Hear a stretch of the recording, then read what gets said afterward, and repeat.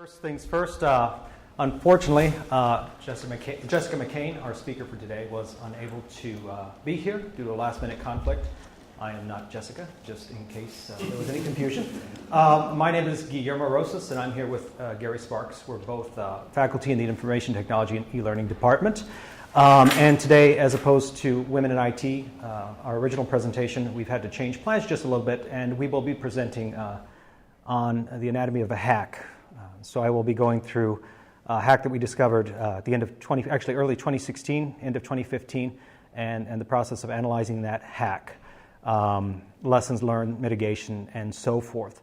On the table, I provided a handout, which is a write-up of what we found during that incident. I will caveat it has not been proofread or edited, so there are probably grammatical mistakes. It was put together real quickly for the purposes of informing the powers that be what had happened. And it's kind of been in our back pocket since, but it is an educational tool. So to get things started, quick warning. Generally, actually not even generally, you wouldn't want to just go in and start analyzing a machine, taking it apart and stuff like that. You run the risk of damaging data, of actually creating problems for yourself, creating a situation where evidence could not be admissible in a court of law. I went through this machine because it was ours. After we took it down, we knew what happened. It was actually a good educational tool for our students. And so I got permission to actually take this apart. My background is I worked as a cyber defense analyst at US Stratcom for a number of years before I came here full time. So this was kind of cool in my perspective to go back and do something I had done in a previous job. So I employed a lot of those skills when analyzing this hack and taking things apart. But that's the big caveat for this presentation. Now, the hack. We actually have a server that sits out there and hosts a website, www.mccinfo.net. And that server hosts a number of sites for our faculty and for grants programs that we run that have to have websites. And so it's out there running silently. Early in January of 2006, I logged in to do some maintenance for a faculty member, actually to upload some files for Lori Olberding.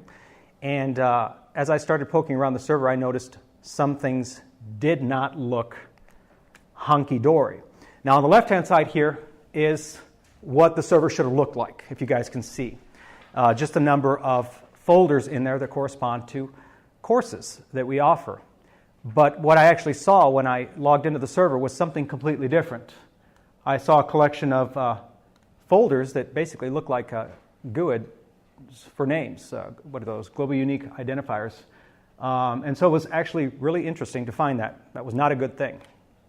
Opening up any of those files, I found that every one of those folders had a single file in there. It was just index.php. And so I opened that up, and I realized that things were not good.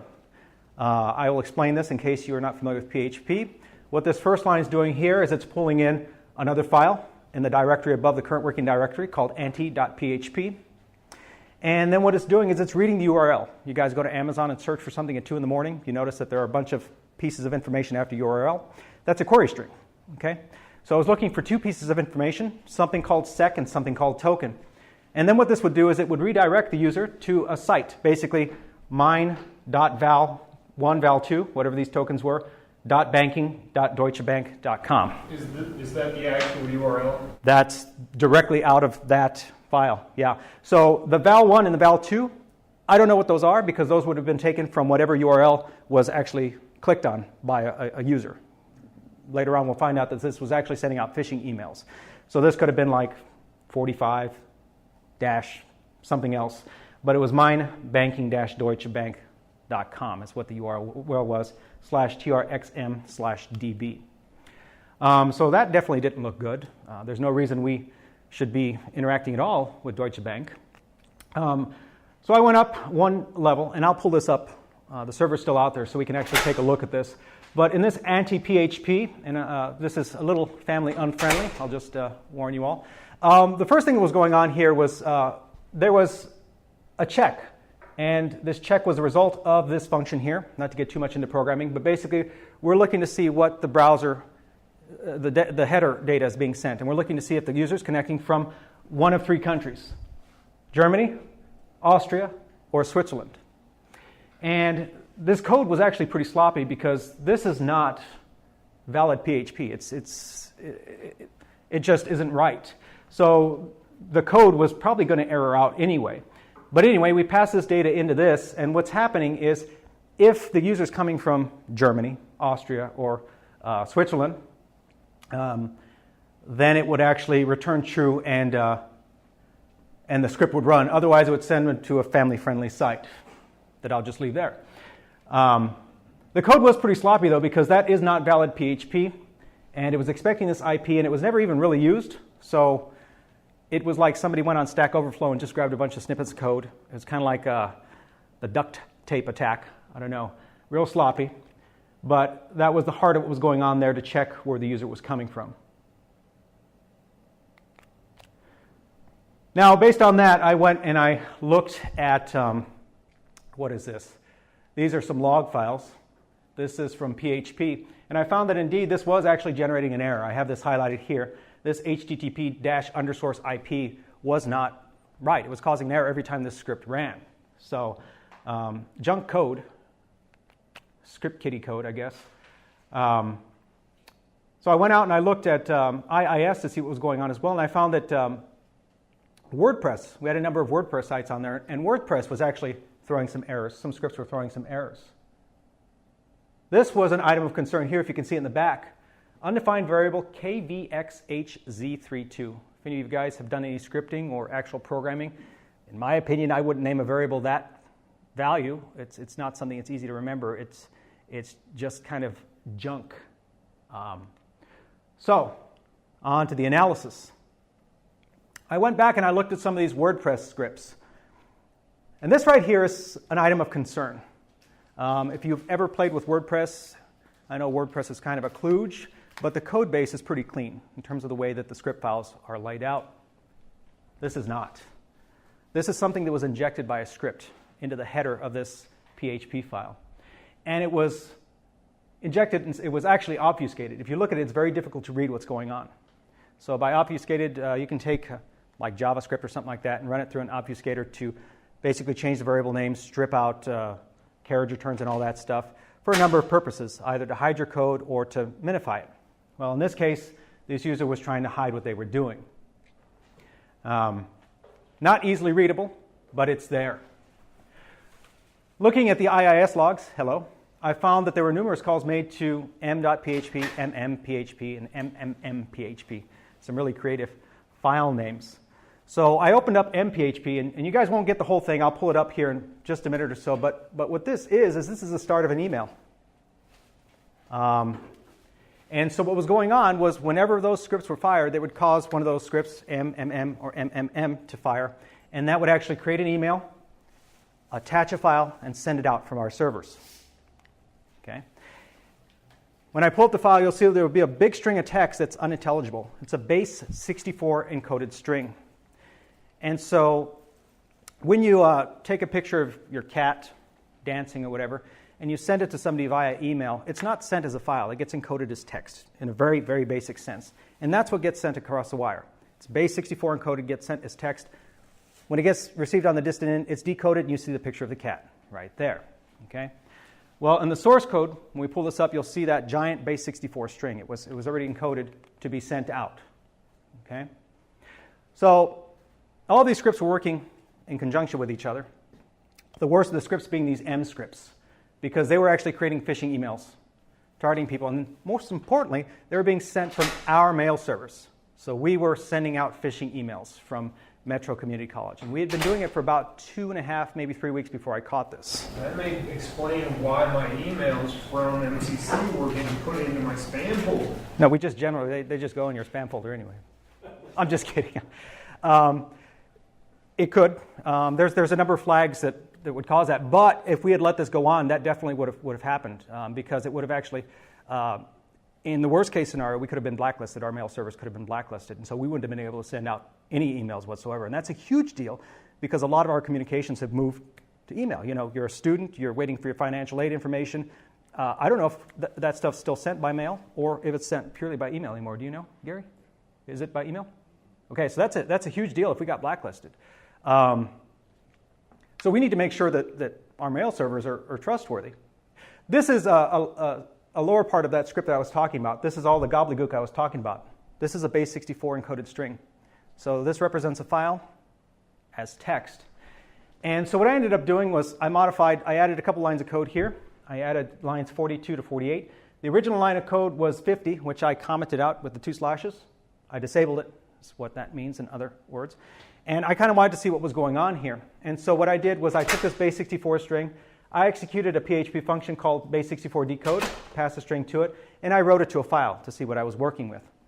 And I ran it through the command prompt. I just executed php m.php, which I'll do here in just a few minutes. And I apparently can't spell done because it says dunno, but that's all right. And we ended up with a file called d getting created. So that's what was being attached to these emails, was this file called d.zip. In opening up d.zip, it had a little payload, d.exe. Did you run this in a virtual machine or an isolated? No, the old server was pulled off the network. It's out there. I can still use it, but it no longer is running IIS, and it's isolated. When examining this executable, how did that happen? I did not. Well, I did and I did not. I ran it through VirusTotal, and that is where I stopped. Yeah, I didn't tear it apart or anything like that. But I did post it to VirusTotal. If you're not familiar with VirusTotal, VirusTotal is a service that was, I think, started in Argentina, somewhere in South America, and Google just bought them not too long ago. But it's kind of a neat idea because they have like 50 or 60 antivirus engines that run. So you can upload a file, it'll get scanned by these 50 or 60 antivirus engines, and it'll tell you if any of them flag. Well, if one flags, I wouldn't be too concerned. It could be a false positive, but 31 of these flagged. 31 of these flagged, and most of them flagged as Trojans. So we were trying to send out a Trojan. I'm pretty darn sure. Now, I'll caveat that if you were performing an investigation in your own environment, you probably wouldn't post this to VirusTotal. The reason being is as soon as you post it out to VirusTotal, you let the whole world know that you found this file. And if this were like a 0-day exploit, you would be letting the perpetrators know that you know they're out there. So you'd be making a lot of noise.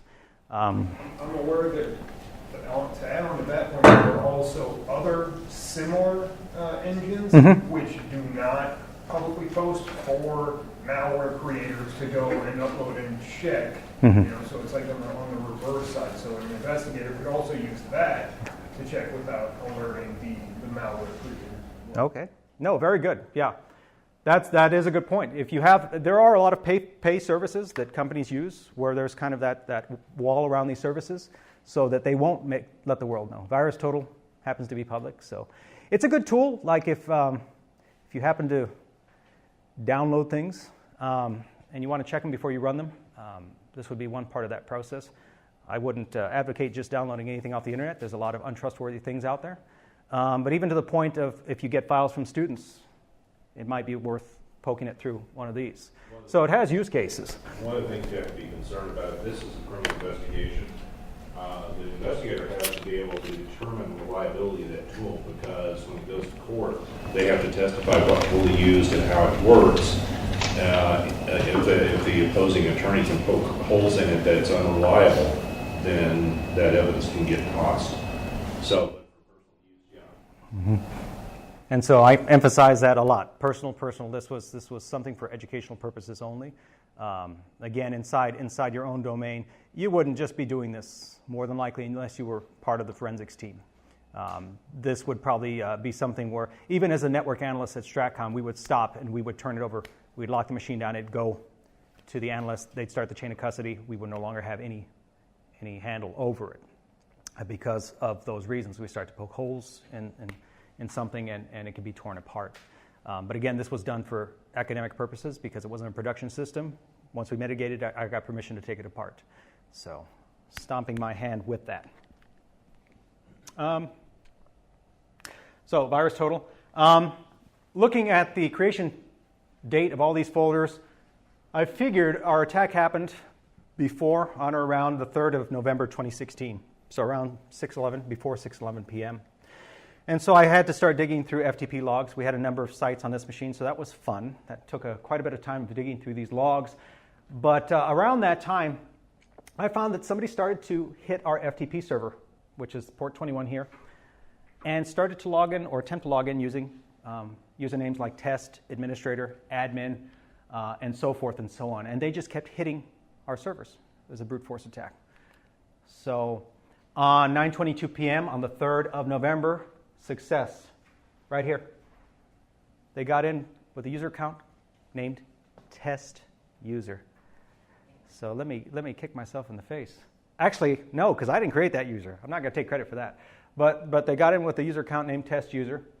This was a successful login here, and they uploaded a file called FTP check.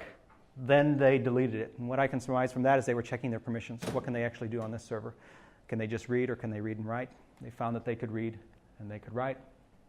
So I went to find this test user, and this test user account was configured with a password that never expires, and it was set so that the password cannot be changed. And I figured the password was probably password. Maybe it has 0 in it to make it secure. But yeah, isn't that nice? That's how I felt. That was me before I shaved this morning. So yeah, looking into Active Directory, I found there were a number of accounts that were out there that I couldn't account for. I had no clue what they were being used for. Obviously, G. Rosas, I'm Guillermo Rosas, had a use, and LT had a use, and Linda Lutz, those are our faculty members, they had a use, but there were random account names that I couldn't account for. And the worst part of that is when I asked faculty, they had no clue. I don't know. So they were all active, and they were configured not to allow password changes. And it was terrible. FTP was also accessible on servers from outside the firewall. And the FTP services on that MCC info server were configured to allow any connected user full access to all the websites on that server. They could just go throughout. Happy day. And that's how our WordPress sites got compromised, because they could just jump around and do whatever they wanted. Everything was open to the world. So, the fix. Anybody a fan of Futurama? Good man. All right. So, given the scope of the attack, there were some of those WordPress sites and so many of those PHP files that I didn't know what was injected with bad PHP. I just came to the conclusion that the server couldn't be trusted. So, I had it pulled off the domain. We shut off FTP services, web services. We isolated it on the network, and we built a brand new server from scratch. We preserved it as an educational tool. It's still out there. I'll pull it up here in a minute. You guys can see what I'm talking about.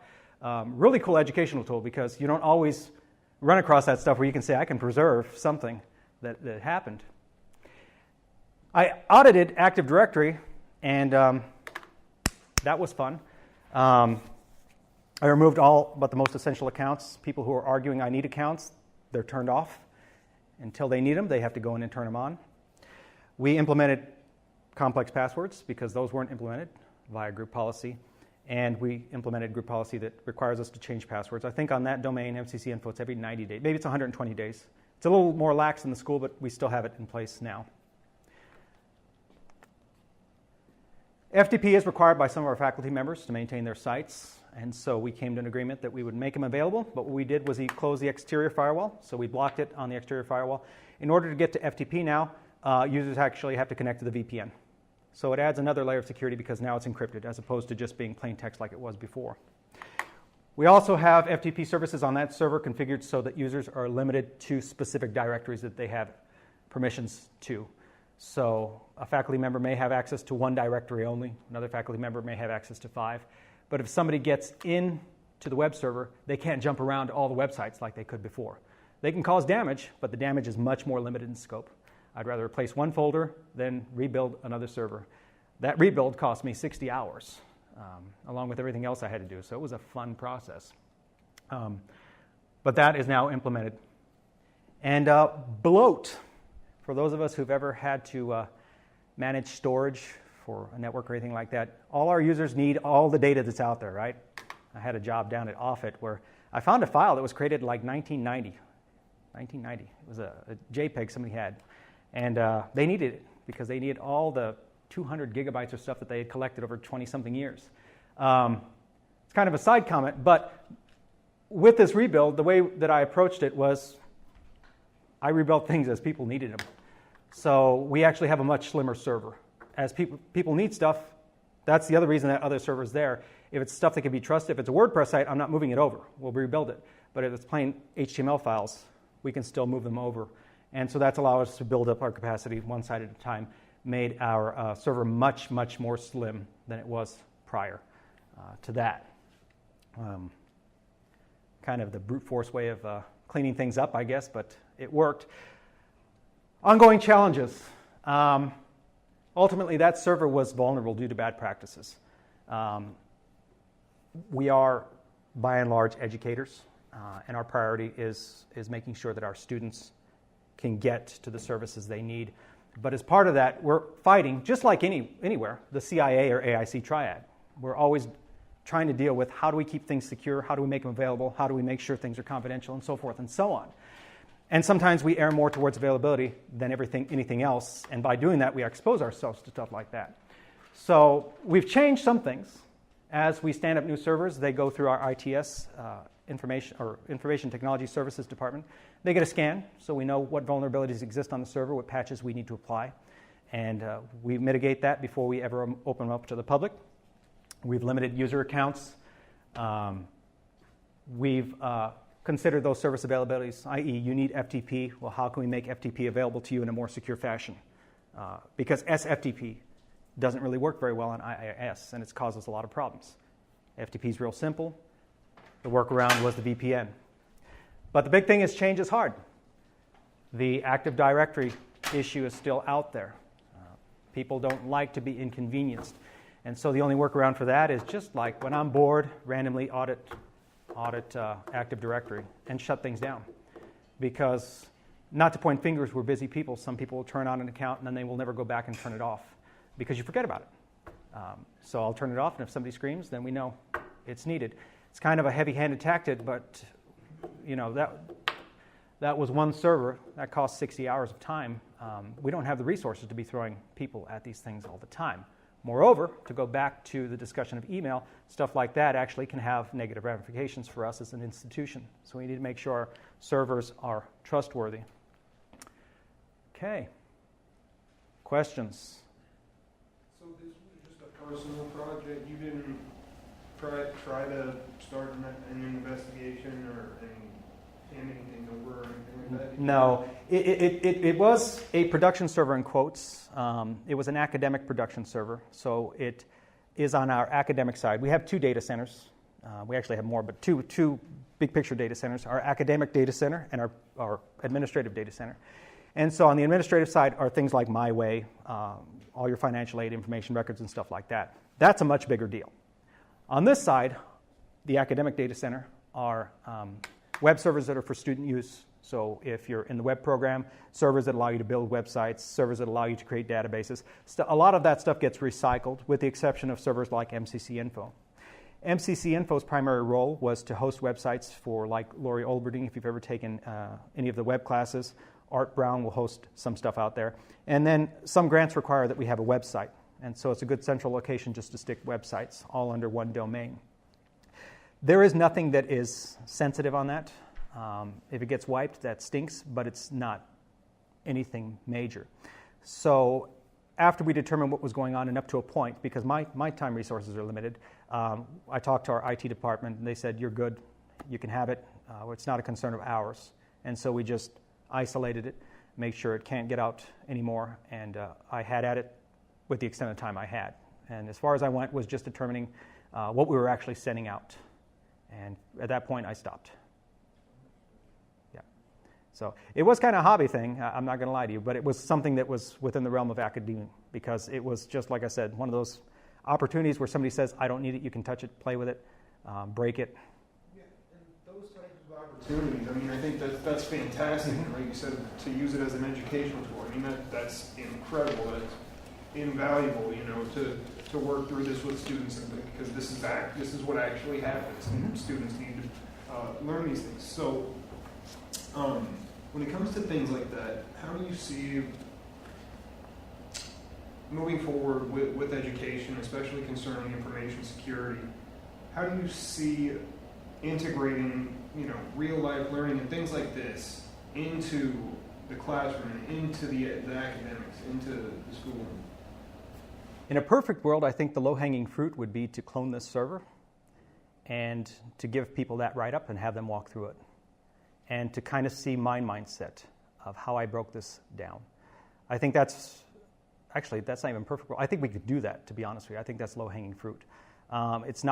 It is kind of a prescriptive exercise, but it's not, because it's based on a real-world incident. They can go through the same processes I went through. They can see the exact same stuff I went through. Replicating the attack is a little bit harder, but I think that could be done as well, based on what we know. If we set up a vulnerable server, students can brute force their way into it, and we can have the server configured the exact same way, and they could see exactly what they could do. Could you do blue team, red team, within the same? You could, and it could be done kind of, I'm going to say, use a programming term, kind of test-driven development, where one person maybe sets up a machine with known vulnerabilities, and somebody else hits it and tries to determine if they can get in, and then the other team goes back and does the breakdown. I think that could be doable. Do you feel like that'd be valuable? That's a good question, because I would argue yes, because there's a lot to be said about reading stuff. But when you start to see stuff, you see it in a different light.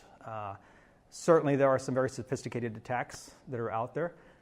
But what I saw professionally, and certainly with this attack, a lot of them are very messy. And really, the vulnerabilities come in with poor practices, which is exactly what happened with this. And I would argue that that's what happened with Equifax, and what happened with Sony, and what happened with, who else has been hacked in the past couple of years? Target. Who else? OPM. Name any, the government. Name anybody. Most of these attacks are not overly sophisticated. Now, when you talk something like Stuxnet, that is a much more sophisticated attack. But by and large, a lot of the things, in my opinion, that you're seeing are the result of known vulnerabilities that somebody's out there and exploiting. Yeah. These are, just like you said, these are the types of attacks that an information security analyst would be seeing, daily. Or I would argue yes. Yeah. So, if as the curriculum evolves, and we teach students learn these things. That's what I'm most curious about, with education going forward is, learning and being I feel like in the military you have that added advantage. I mean, you're really, really doing this stuff. Whereas if I go through college and I don't get any actual experience of, have a server being compromised and responding to that and, isolating it as quickly as possible and taking all the correct measures, is there any value in adding the, I don't know, I guess I'm thinking of how, like, with the trades like electricians and plumbers, how they have apprenticeships and training programs where you learn hands-on. How do we integrate more hands-on learning into cybersecurity? Well, that's one of the things that we're working on. Gene and I are working together on that. Like, for example, my class last night met at Sarpy Center, and I sent them out war driving. So they went out looking for open access points in the subdivisions right in around Sarpy. And I wanted to get them outside the college classroom where they just see the normal access points. And when they come back, I said, what were the ahas you found? What were the things that stood out to you that could be used as intelligence for an attack? And it was very interesting. One team says, yeah, we found one SSID. The guy used his cell phone number. And we did a reverse lookup, come to find out it's a Verizon cell phone number. And of course, they identified open printers. And of course, I jokingly asked them, how many FBI surveillance vans did we find? Right. That's fairly common too. But we're adding those types of things. Now, as far as getting more experience, Gene and I have been talking with US Stratcom and other organizations. In cybersecurity, the big thing is getting someone cleared to be able to work in these, because when you have access to these systems, you have access to very sensitive information. And if you've ever gone through a single scope background investigation, that's a 20-something page form you fill out. And they do full criminal background, full financial background, and then you get to knock at the door with the guys in the black coat and sunglasses saying, hi, we're from Washington, we're here to help. And they'll show you their credentials, and then they'll have you read a statement saying, if you lie to us, we will charge you with perjury. and then they do a full background investigation.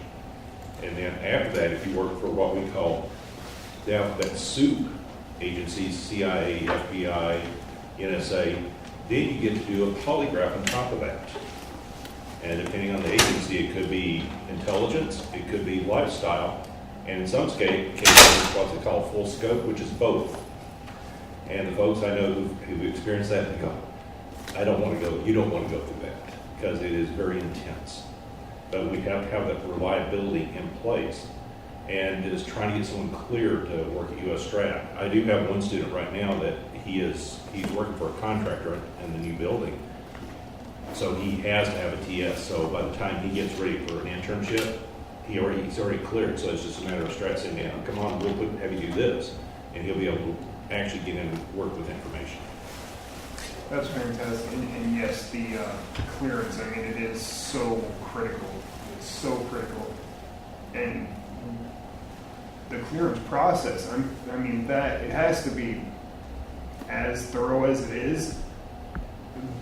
Seeing things like Edward Snowden and Reality Winner. Oh my goodness. I've talked with several people. I still have contacts at Ovid, and one gentleman I know, some of his colleagues went to tech school with her, and they said that she should have never been cleared.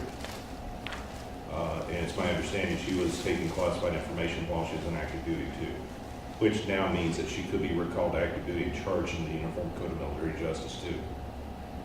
See, with those things, like Edward Snowden, I mean, he was crystal clear, he was essentially, there were no blemishes on his record whatsoever. And it's more than that. Once someone is cleared, it's up to the supervisors to monitor behaviors and activities. Aldrich James is a classic example. Aldrich James is responsible for the deaths of CIA agents in the Soviet Union because he was selling classified to the Soviets.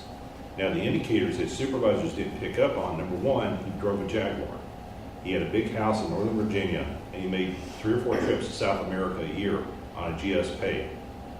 That should have been a huge red flag right there, living outside his means. Mm-hmm. So, and they didn't get picked up on. In addition, politics came into it because the security at headquarters CIA had a policy. They had what we call entry-exit inspections. Whereas if you're walking out of the security area and you have a hand-carried item, you have to open it up and the officer looks in to make sure you're not carrying out classified or carrying any contraband. I was responsible for that at an intelligence squadron, for that process. And it has to be random. So he told the investigators, had they kept that up, it got turned off because, well, they didn't want somebody searching or looking in the bag of the director of CIA.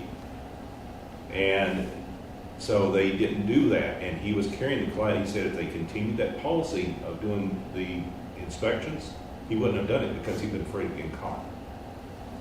And that process now is in the DCID, random inspections of hand-carried items coming into and out of sensitive areas. And I would argue you see quite a lot of that in a lot of places where we're here at Metro. We have faculty areas where actually I have gotten into wars with people who I've confronted because I don't know them. And it's a faculty area, and there's an expectation that just because they say they're faculty, you should let them in and give them the codes. And there's a huge set of problems with that, all the way from active shooter to just privacy, in the worst case scenario, certainly. But it's a cultural thing. People don't think security. We're an academic institution. We're not the armed forces. But this is 2017, not 1980. Things change. To touch to Gary's point, there's a lot of that, especially upper leadership, where people might be reluctant to challenge somebody who's their boss or a CEO of a company or a colonel if you're in the armed forces. And how do you get past that? Those are vulnerabilities. To talk to your original point, I think we're making progress towards solving that issue. With the move from Fremont, our old data center was up at Fremont. Now our data center is here. We have a brand new network that allows us to create areas where students can play more safely than they could at Fremont. The network at Fremont was very flat, and the network here is going to be a lot more segregated so that you can have those areas destroy each other and not destroy my stuff, which is good because we had production academics sitting next to student stuff, and we had to be very careful because you could easily cross and destroy stuff. And now that won't be the case. The other thing is there's a challenge, I think, in my opinion, of where do you get students where they're at a level where they can start to understand what that stuff means. This was a very simple example, in my opinion, but you were still dealing with programming, at least the PHP script, and understanding what was going on. There was a basic network of the network and our own internal network posture that was going on. So there was a lot of different moving pieces. And I think it would be wonderful to get students to try this. I kind of see it in my mind's eye as maybe a capstone thing where they've already had their networking, they've had a little bit of scripting, they've had all that stuff so they can bring it together. Because in my working experience, Stratcom, there was a lot of things I had to bring together, all the way from my early telecom days to when I was working in databases to when I was actually doing programming work and stuff like that to kind of get a broad perspective of what was going on. But I wasn't the only one. I also had to understand what our networking guys were saying and what our forensics guys were saying. And so it was a lot of expertise in different areas that came together and could speak in these languages. And we weren't necessarily all experts in everything, but we could understand what each other was saying. And so that takes some time to build that up. Moreover, at that particular facility, it took quite a while just to understand what was going on, what you were looking at. And I think it's fair enough to say that here, this is a much less complex network, but when I got hired on as full-time faculty, it took me about 2 years to figure out what the heck was going on with our network, just on the academic side. So, to get a student spun up like that, it can be done, I'm pretty sure, but how to do it is the challenge we have to... I think it's fantastic that you were able to use this as an education tool. I mean, this does epitomize, not epitomize, but this is information security. This is cybersecurity, right? It is, and it touches on everything you're hearing in the news. Exactly. I'm going to fire my whole IT staff, and I don't care if my servers get updated. What do you mean the PlayStation network is hacked? It doesn't touch on what happened with Target, but it happened. Equifax. Let's not update struts. See what happens. Whoops. And a lot of times you have to marry, there are several disciplines when you look at security, and they have to work together. And the Target case, for example, Target wasn't directly attacked. It was a third party that they had outsourced that controls their ventilation systems and their refrigeration systems. Most retail stores that say they open at 10 or 11 in the morning, close at 9 or 10 at night, 5 minutes before that store opens, all the lights come on, the HVAC systems, ventilation comes on. That's controlled by a third party.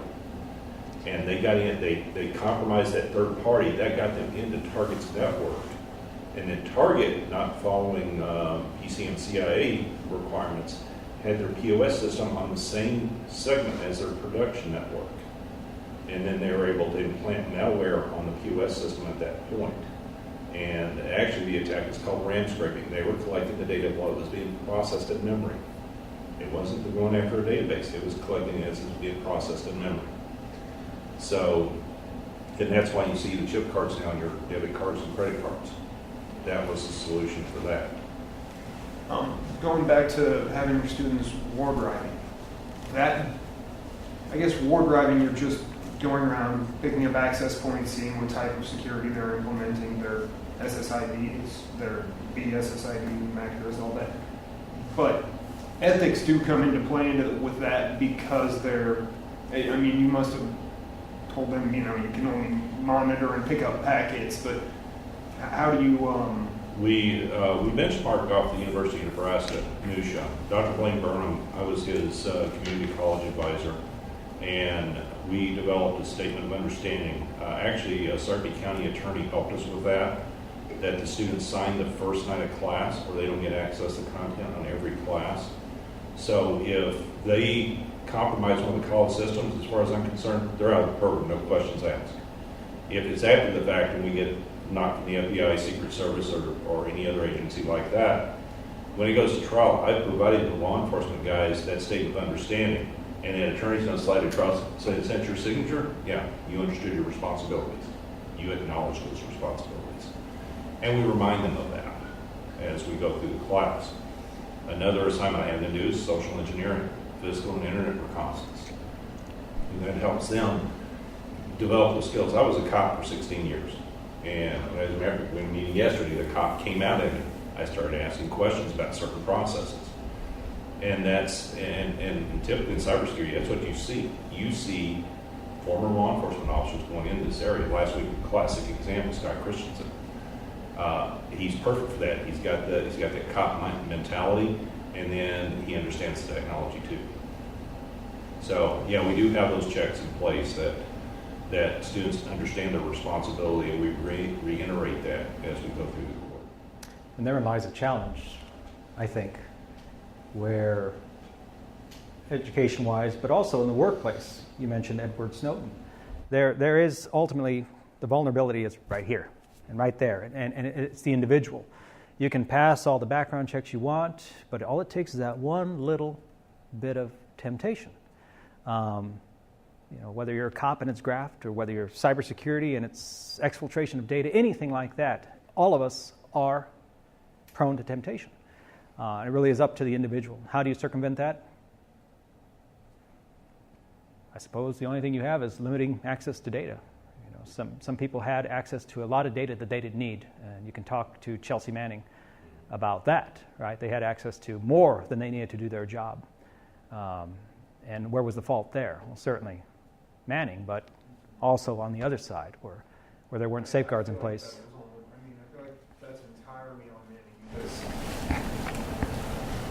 when you're given that position of trust, you're in that position where you have that access. I mean, that means your country, everything in our says, hey, we trust you to do the right thing always moving forward, always act with integrity. I mean, and to do that regardless of whatever it is that you found that upset you or bothered you, to betray the trust of your country, your coworkers, your employer, it's just...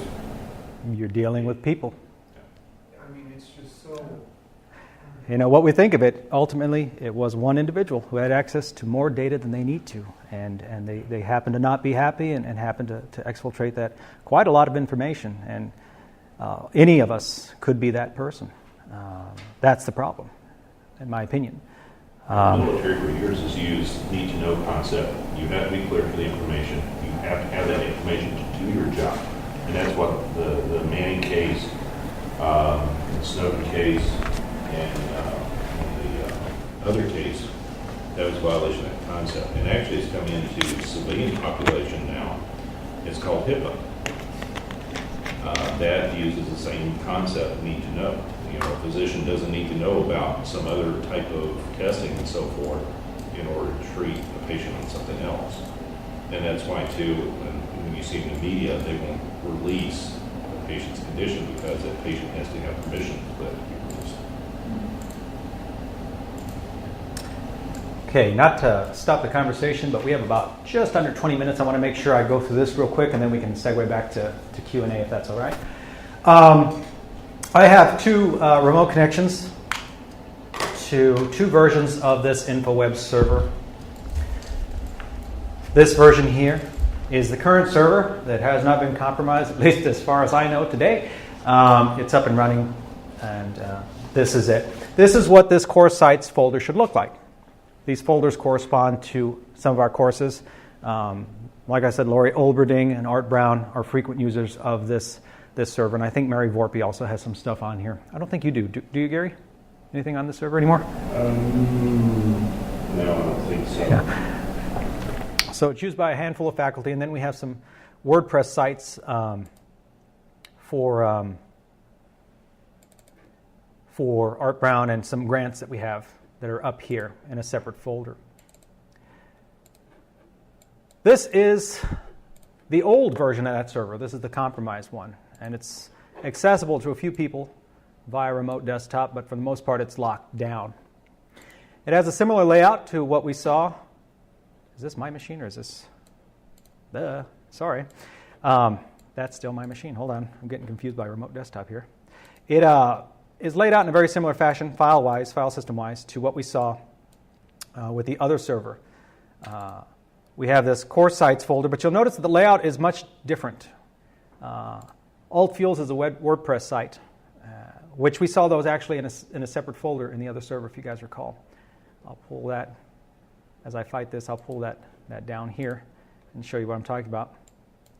So we have our WordPress sites in a separate folder now. So things are locked down a little bit more via file system permissions. If I go into the core sites folder on this server, you'll see I have all those folders that have a name that, in my opinion, corresponds to a GUID or Global Unique ID. And so that's what I saw when I logged into this machine. Instead of that tidy collection of core sites, I saw this mess here. And I'm going to fight the host machine and this one. Let me see if I can hide this taskbar real quick. So this is that index.php. This is as it sits on the file system.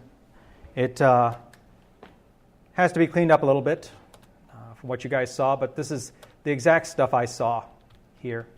And so as I mentioned, that include just pulls in another PHP file or another file, period, that can be executed.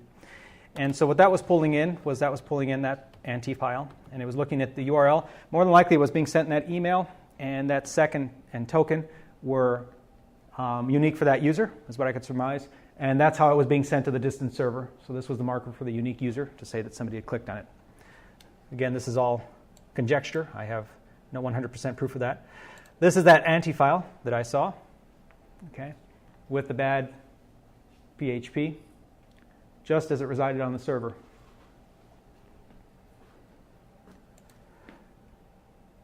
The log files that I looked at, where I found the issues, and then mphp. And so you'll see there's the from, the to, the subject, and the body of the text. To read your document, please open the attachment and reply as soon as possible. We've probably seen some of this if we ever look in our spam folders in Gmail or our junk mail in OA.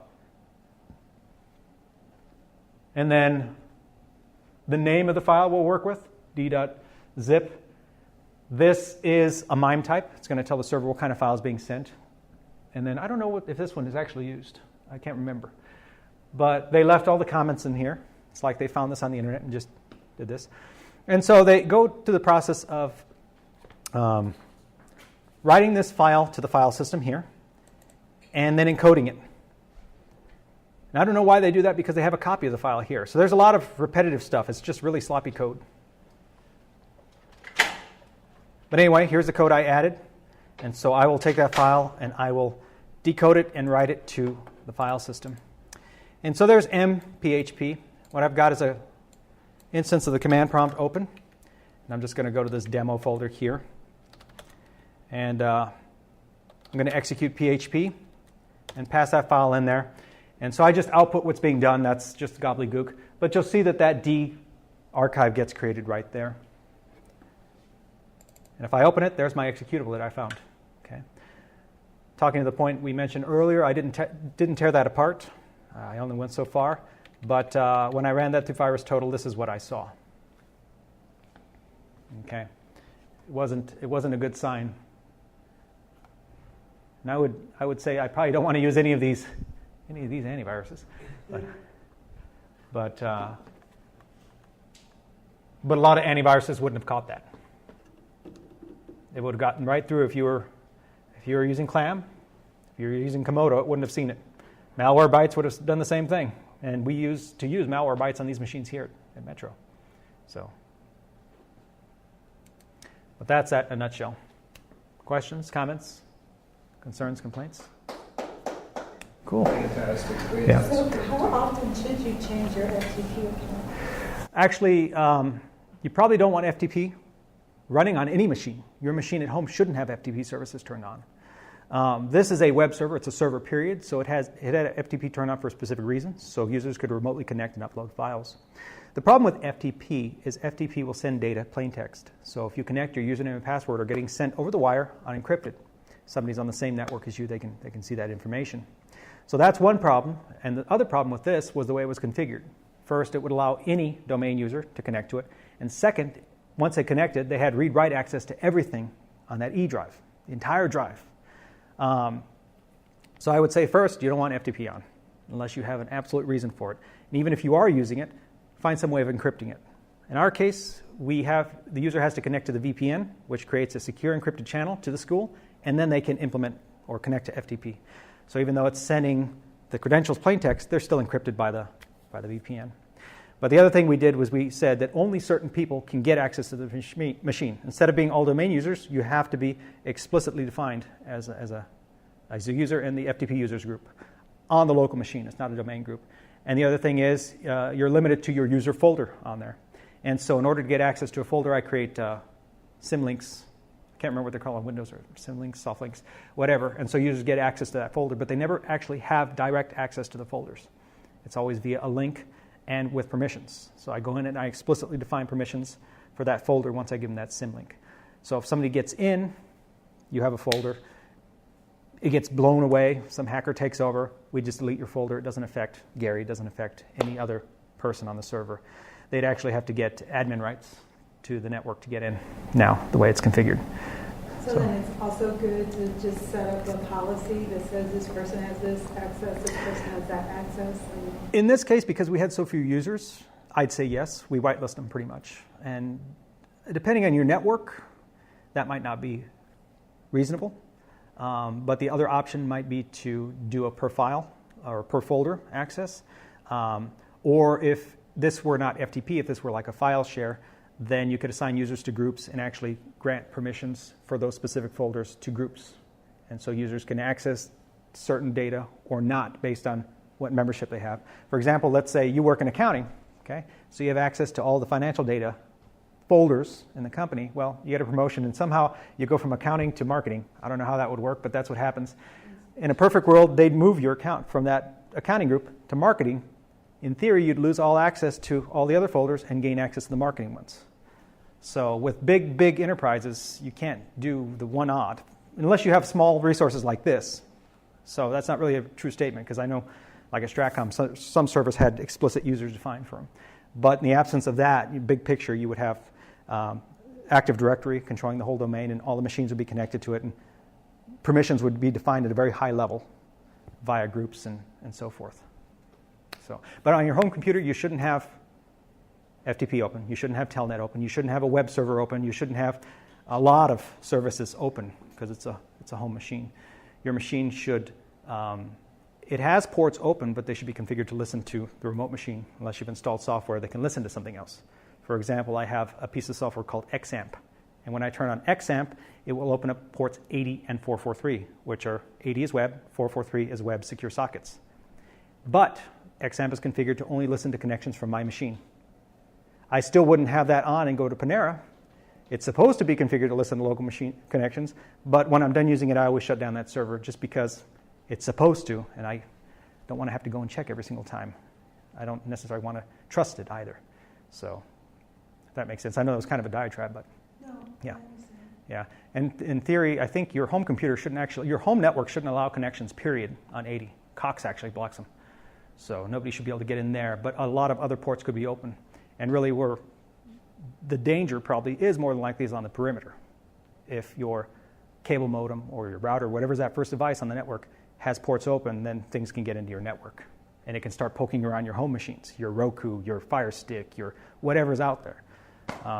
So that's really, at least on my home network, that's the one thing I concentrate on, is making sure that perimeter is not listening to anything but like 2 ports. But this is a laptop, so I have to be a little bit more careful with that when I run XAMPP and stuff like that, because I can jump networks very easily. Just walk down the street and jump on another network. So, all right, folks, I have a printout for you guys. Like I said, it's not the best written thing in the world, but it has the information that we had here in this slideshow. If you've got any questions, you're welcome to reach out to me. My email address is grosas@mccneb.edu. Yes, ma'am. Yes, sir. What was that again? grosas@mccneb.edu. How did you get started on your career path to where you're going now? There is no good answer to that, because everything I've done is probably because I've raised my hand. Somebody's needed something done, and I've picked up a new skill on the way. And as part of that, I kind of have a diverse background and a lot of different things. And that's kind of how I got my position actually at Stratcom, because I could understand a couple different things that are going on. That's why I say it's not the best answer, because there was no one path. I worked telecom right when I joined the Air Force, and that's kind of a far reach, but that kind of led into formal actual computer networking, moving into scripting, database work, and programming, and ultimately security. So, but in hindsight, it kind of does make sense because it gave me that broad perspective to be able to look at things and talk to the network guys and understand the telecom part and know what was going on in some respects. Again, I wasn't the expert in some things. The forensics guys ultimately would take stuff, and network guys would do stuff, but it was kind of a bridge position where you could see stuff on the network and you can say, this is what's going on, we need to do this, and let's work through this, and we're just speaking the same lingo. We weren't fighting to try to figure out what was going on. We had an understanding of the same concepts, if that makes sense. Yeah. All right, folks. Thank you very much.